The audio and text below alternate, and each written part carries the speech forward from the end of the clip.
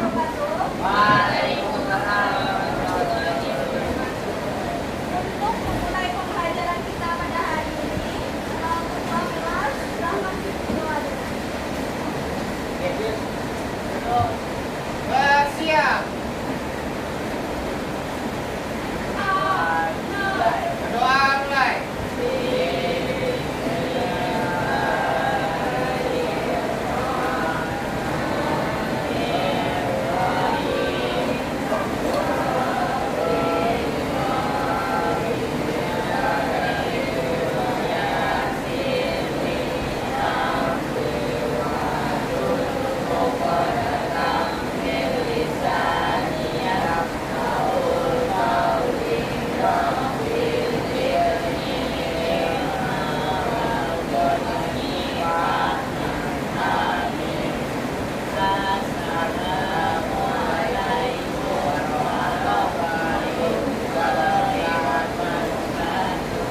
Waalaikumsalam warahmatullahi wabarakatuh. Siapa yang tidak hadir pada hari ini? Ada yang apa? Bagaimana kabarnya? Bagaimana kabarnya? Masih semangat? Masih semangat? Ini tolong minta waktunya dan kesempatannya pada pertemuan ini. Pada minggu lalu atau pada pertemuan sebelumnya, materi kita sudah disampaikan. Sampai kerajaan Islam. Miss akan mengulang teori masuk dan berkembangnya Islam ke Indonesia. Ada 3 teori. Ada 3 teori. Siapa yang bisa menjelaskan salah satu teori ini? Siapa yang masih ingat? Teori Gujarat. Siapa yang membawa Islam masuk? Siapa? Hah? Kalau pedagang dari India. Pedagang dari India. Pada abad keberapa Islam masuk pada teori Gujarat ini?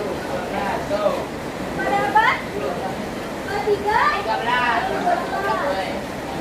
Dan sekarang kita masuk kepada materi baru, yaitu tentang kerajaan-kerajaan yang bercorak Islam. Sekarang Miss akan membacakan KD-nya. Silakan ditulis. Menganalisis perkembangan kehidupan masyarakat, pemerintahan, dan budaya masa kerajaan Islam di Indonesia, serta menunjukkan contoh-contoh fungsi kebudayaannya.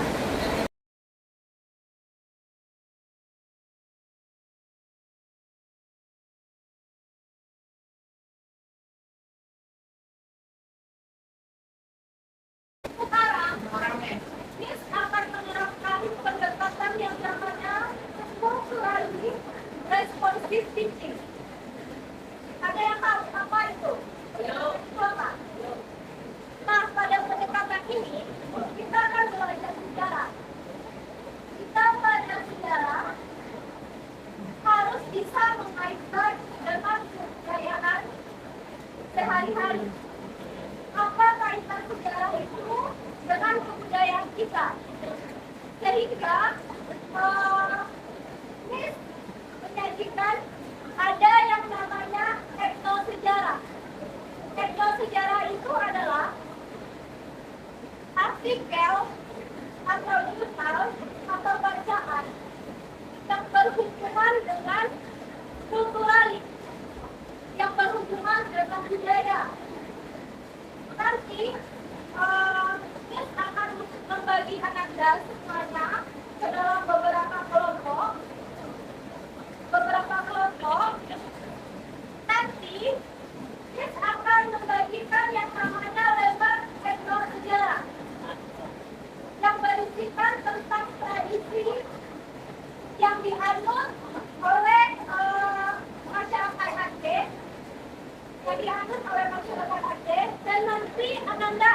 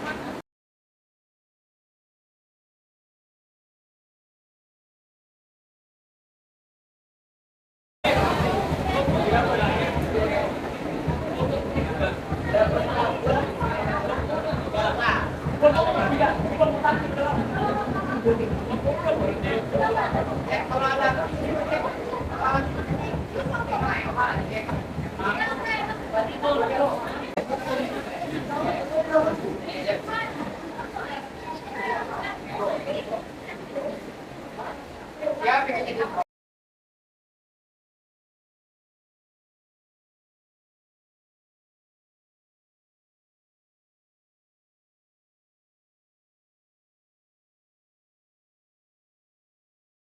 Kelompok selanjutnya silakan Gali. Assalamualaikum warahmatullahi wabarakatuh.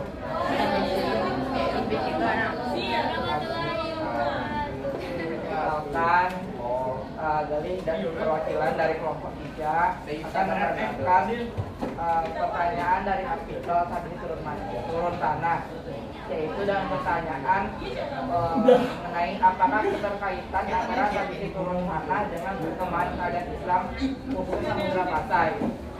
Nah, jadi keterkaitan antara tradisi turun tanah ini dengan perkembangan kerajaan Islam khususnya kerajaan Samudra Pasai adalah yaitu satu, bahwa tradisi turun tanah ini memiliki tujuan yang sama dengan berbagai kerajaan Islam, yaitu untuk membangun tanggung jawab kepada generasi baru yang akan lahir agar terus mengembangkan ajaran Islam di Nusantara. Yang kedua yaitu bahwa tradisi dari turun tanah ini pernah dilakukan oleh Sultan Mansur Shah, yaitu putra Raja Indra Bangsa, yaitu yang melaksanakan tradisi Pasarel Anyok ini kepada anaknya, yaitu Sultan Iskandar Muda yang lahir pada tahun 1593 Masehi. Selanjutnya, kelompok selanjutnya. Saya Ismail Bukhari dari kelompok 7 akan menjelaskan tentang tradisi turun tanah di Aceh. Tradisi turun tanah yang dilakukan suku Aceh dimaksudkan dengan harapan anak tersebut akan menjadi anak yang baik, elan mandiri. Tradisi ini kemudian diteruskan Kerajaan Aceh Darussalam. Salah satu contohnya, Sultan Mansur Shah Putri Indra Bangsa turut melakukan upacara padaleon anak ini, yakni ketika menyambut kelahiran Sultan Iskandar Muda.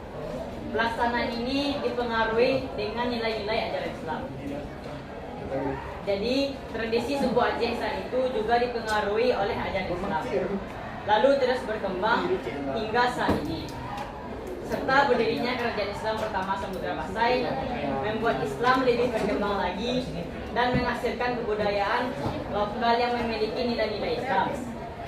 Salah satu contohnya adalah tradisi turun tanah ini. Jadi kesimpulannya, ajaran Islam telah masuk dan mempengaruhi beberapa kebudayaan. Setelah berakhirnya kerajaan Hindu Buddha dan terbentuknya kerajaan Islam pertama, yakni Samudra Pasai. Nah, makanya Islam menjadi lebih berkembang dan dengan lebih besar. Sekian saja dari saya. Saya tutup dengan wabillahi taufiq wal hidayah. Wassalamualaikum warahmatullahi wabarakatuh. Tadi ada beberapa kelompok yang tampil. Siapa yang bisa menyimpulkan apa hubungan pembelajaran sejarah itu dengan sebuah kebudayaan? Siapa yang bisa angkat tangan? Siapa? Ya, silakan, namanya siapa? Silakan berdiri.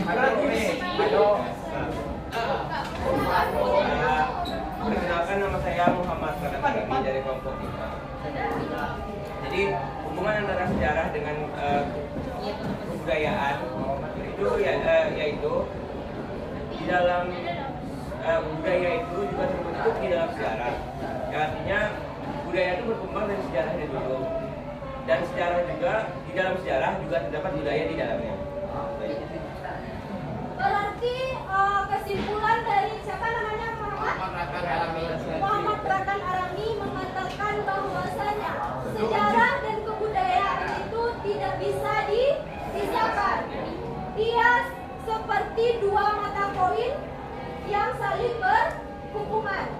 Sejarah adalah masa lalu, hingga masa lalu itu juga menimbulkan kebudayaan. Sejarah itu bisa menciptakan sebuah kebudayaan atau kebiasaan. Itu inti dari pembelajaran kita hari ini, bahwasanya sejarah dan budaya itu adalah dua mata koin yang tidak bisa dipisahkan atau saling berhubungan atau saling berkaitan. Tadi kita sudah membahas tentang tradisi turun tanah di Aceh. Tradisi turun tanah itu ibaratkan kalau di Minang itu namanya tradisi turun mandi atau akikah, hampir sama dengan itu.